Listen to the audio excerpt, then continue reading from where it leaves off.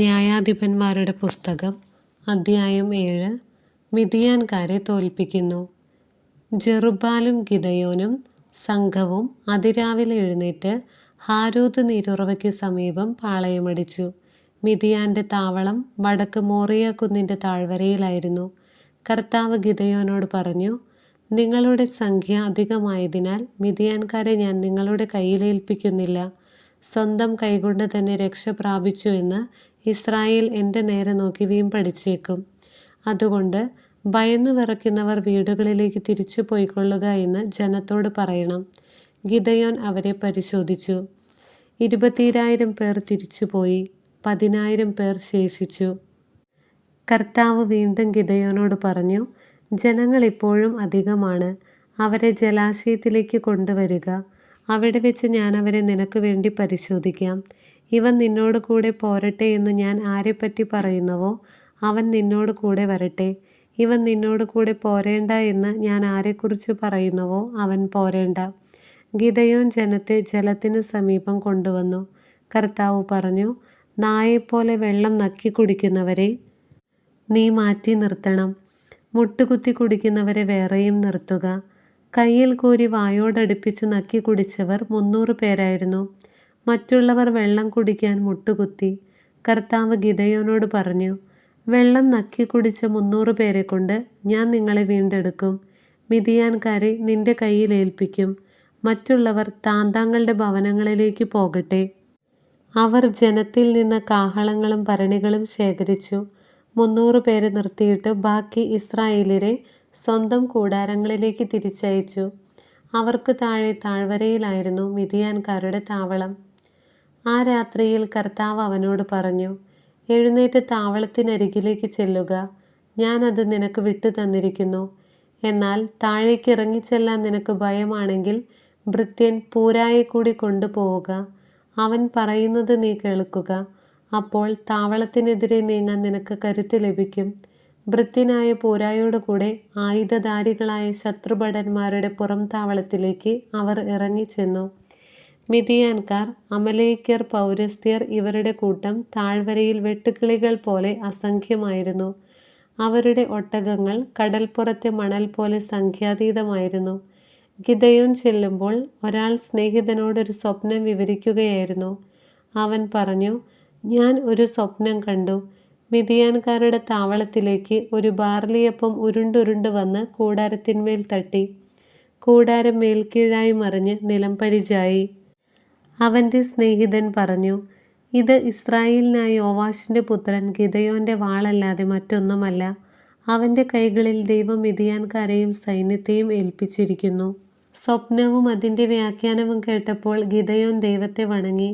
അവൻ ഇസ്രായേലിൻ്റെ താവളത്തിലേക്ക് തിരിച്ചു ചെന്നു പറഞ്ഞു, എഴുന്നേൽക്കുവിൻ, കർത്താവ് മിദ്യാൻ സൈന്യത്തെ നിങ്ങളുടെ കരങ്ങളിൽ ഏൽപ്പിച്ചിരിക്കുന്നു. അവൻ ആ 300 പേരെ 3 ഗണമായി തിരിച്ചു. അവരുടെ കൈകളിൽ കാഹളങ്ങളും ഒഴിഞ്ഞ ഭരണികളിൽ പന്തങ്ങളും കൊടുത്തുകൊണ്ട് പറഞ്ഞു, എന്നെ നോക്കുവിൻ, ഞാൻ ചെയ്യുന്നത് പോലെ ചെയ്യുവിൻ. പാളയത്തിൻ്റെ അതിർത്തിയിൽ ചെല്ലുമ്പോൾ ഞാൻ ചെയ്യുന്നത് പോലെ നിങ്ങളും ചെയ്യണം. ഞാനും എൻ്റെ കൂടെയുള്ളവരും കാഹളം മുഴക്കുമ്പോൾ പാളയത്തിൻ്റെ എല്ലാ ഭാഗങ്ങളിലും കാഹളം മുഴക്കി കർത്താവിനും ഗിദെയോനും വേണ്ടി എന്ന് ഉദ്ഘോഷിക്കണം. മദ്ധ്യയാം ആരംഭത്തിൽ ഭടന്മാർ കാവൽ മാറുമ്പോൾ ഗിദെയോനും കൂടെയുള്ള 100 പേരും പാളയത്തിൻ്റെ അതിർത്തിയിലെത്തി. അവർ കാഹളം മുഴക്കി കയ്യിലുണ്ടായിരുന്ന ഭരണികൾ ഉടച്ചു. 3 ഗണങ്ങളും കാഹളം മുഴക്കി ഭരണികൾ ഉടച്ചു. ഇടത്തുകൈയിൽ പന്തവും വലത്തുകൈയിൽ കാഹളവും പിടിച്ചു. കർത്താവിനും ഗിദെയോനും വേണ്ടി ഒരു വാൾ എന്നവർ ആർത്തു വിളിച്ചു. താവളത്തിനു ചുറ്റും ഓരോരുത്തരും താന്താങ്ങളുടെ സ്ഥാനങ്ങളിൽ നിന്നു. ശത്രുസേന ഓടിപ്പോയി. അവർ നിലവിളിച്ചുകൊണ്ട് ഓടി രക്ഷപ്പെട്ടു. ആ 300 കാഹളങ്ങൾ മുഴങ്ങിയപ്പോൾ തൻ്റെ കൂട്ടുകാരനെയും സഹയോദ്ധാക്കളെയും വാൾ കൊണ്ട് വെട്ടാൻ കർത്താവ് പാളയത്തിലെ ഭടന്മാരെ പ്രേരിപ്പിച്ചു. പട്ടാളം സെരേറ ലക്ഷ്യമാക്കി ബത്ഷിത്ത വരെയും തബാത്തിൽ കൂടി അബൽ മെഹോലായുടെ അതിരുവരെയും ഓടി.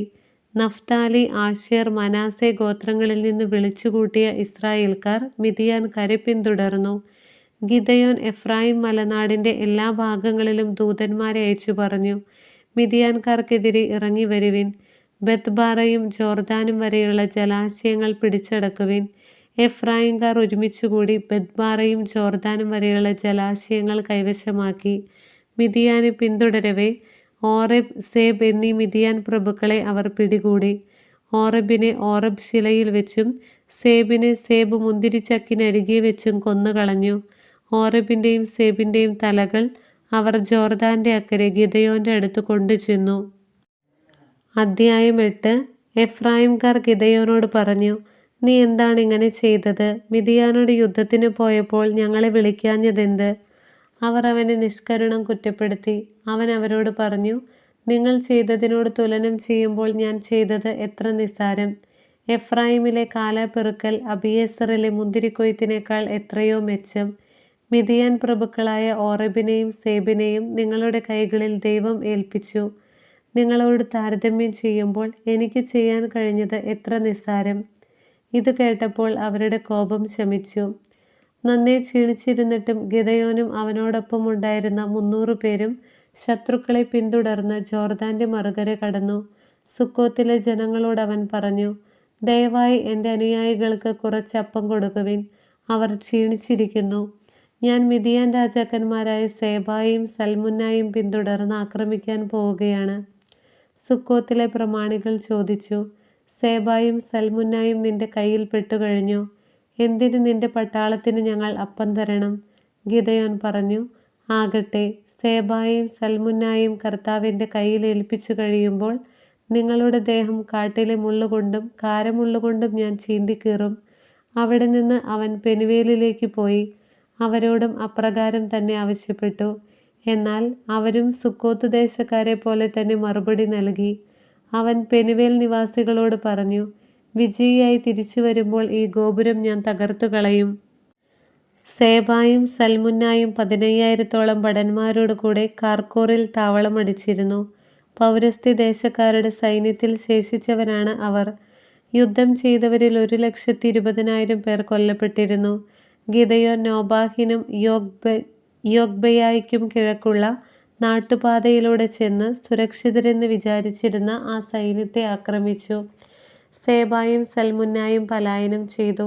ഗിദെയോൻ അവരെ പിന്തുടർന്നു പിടിച്ചു. പട്ടാളത്തിൽ വലിയ സംഭ്രാന്തിയുണ്ടായി.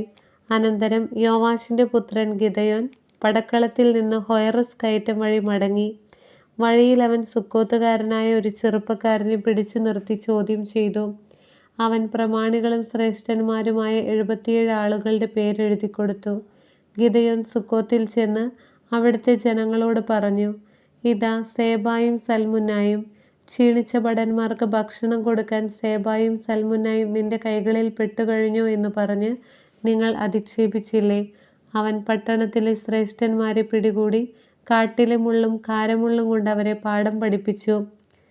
അവൻ പെനുവേൽ ഗോപുരം തകർത്ത് നഗരവാസികളെ കൊന്നൊടുക്കി. ഗിദെയോൻ സേബായോടും സൽമുന്നായോടും ചോദിച്ചു, താബോറിൽ നിങ്ങൾ നിഗ്രഹിച്ചവർ എവിടെ? അവർ മറുപടി പറഞ്ഞു, നിന്നെപ്പോലെ തന്നെയായിരുന്നു അവരോരോരുത്തരും. അവർ രാജകുമാരന്മാർക്ക് സദൃശ്യരായിരുന്നു. അവൻ പറഞ്ഞു, അവർ എൻ്റെ സഹോദരന്മാരായിരുന്നു, എൻ്റെ അമ്മയുടെ പുത്രന്മാർ. കർത്താവിനെ സാക്ഷിയാക്കി ഞാൻ പറയുന്നു, നിങ്ങൾ അവരുടെ ജീവൻ രക്ഷിച്ചിരുന്നെങ്കിൽ ഞാൻ നിങ്ങളെ കൊല്ലുകയില്ലായിരുന്നു. തൻ്റെ ആദിജാതനായ യഥറിനോട് ഗിദെയോൻ പറഞ്ഞു, എഴുന്നേറ്റ് അവരെ കൊല്ലുക. എന്നാൽ ആ യുവാവ് വാൾ ഊരിയില്ല, നന്നേ ചെറുപ്പമായിരുന്നതിനാൽ അവൻ ഭയപ്പെട്ടു. അപ്പോൾ സേബായും സൽമുന്നായും പറഞ്ഞു, നീ തന്നെ ഞങ്ങളെ കൊല്ലുക. ഒരുവൻ എങ്ങനെയോ അതുപോലെയാണ് അവൻ്റെ ബലവും. ഗിദെയോൻ അവരെ വധിച്ചു. അവരുടെ ഒട്ടകങ്ങളുടെ കഴുത്തിൽ ആഭരണങ്ങൾ അവൻ എടുത്തു. ഇസ്രായേൽ ജനം ഗിദെയോനോട് പറഞ്ഞു, നീയും നിന്റെ പുത്രനും പൗത്രനും ഞങ്ങളെ ഭരിക്കുക. നീ ഞങ്ങളെ മിദിയാന്റെ കയ്യിൽ നിന്ന് രക്ഷിച്ചുവല്ലോ. ഗിദെയോൻ പറഞ്ഞു, ഞാൻ നിങ്ങളെ ഭരിക്കുകയില്ല, എൻ്റെ മകനും ഭരിക്കുകയില്ല, പിന്നെയോ കർത്താവ് നിങ്ങളെ ഭരിക്കും. അവൻ തുടർന്നു, ഒരു കാര്യമേ ഞാൻ ചോദിക്കുന്നുള്ളൂ, കൊള്ള ചെയ്തു കിട്ടിയ കർണാഭരണങ്ങൾ ഓരോരുത്തരും എനിക്ക് തരിക. മിദിയാൻകാർ ഇസ്മായിലരായിരുന്നതിനാൽ അവർക്ക് സ്വർണ്ണകുണ്ടലങ്ങൾ ഉണ്ടായിരുന്നു. ഞങ്ങൾ സന്തോഷത്തോടെ അത് നിനക്ക് തരാം എന്ന് പറഞ്ഞ് അവർ ഒരു വസ്ത്രം വിരിച്ചു. ഓരോരുത്തരും കൊള്ളയിൽ കിട്ടിയ കുണ്ടലം അതിലിട്ടു. അവന് ലഭിച്ച പൊൻകുണ്ടലങ്ങളുടെ തൂക്കം 1700 ഷെക്കലായിരുന്നു. മിദിയാൻ രാജാക്കന്മാർ അണിഞ്ഞിരുന്ന കണ്ടാഭരണം പതക്കം, ചെങ്കുപ്പായം, ഒട്ടകങ്ങളുടെ കഴുത്തുപട്ട എന്നിവയ്ക്ക് പുറമെയാണിത്. ഗിദെയോൻ അവ കൊണ്ട് ഒരു എഫോദ് നിർമ്മിച്ച് തൻ്റെ പട്ടണമായ ഓഫ്രയിൽ സ്ഥാപിച്ചു.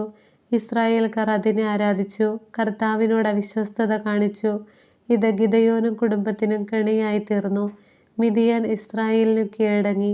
വീണ്ടും തലയുയർത്താൻ അവർക്ക് കഴിഞ്ഞില്ല. ഗിദെയോന്റെ കാലത്ത് 40 വർഷം ദേശത്ത് ശാന്തിയുണ്ടായി. ഗിദെയോന്റെ മരണം.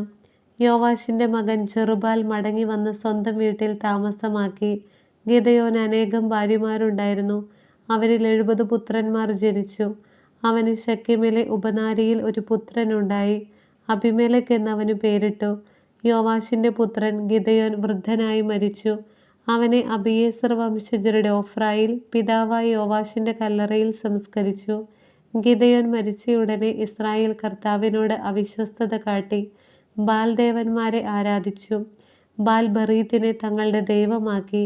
ചുറ്റുമുള്ള എല്ലാ ശത്രുക്കളുടെയും കരങ്ങളിൽ നിന്നു തങ്ങളെ വിടുവിച്ച ദൈവമായ കർത്താവിനെ ഇസ്രായേൽ സ്മരിച്ചില്ല. ജെറുബ്ബാൽ ഗിദെയോൻ ചെയ്ത നന്മ ഇസ്രായേൽ മറന്നു. അവന്റെ കുടുംബത്തോട് ഒട്ടും കരുണ കാണിച്ചില്ല. ദൈവമായ കർത്താവിന് സ്തുതി.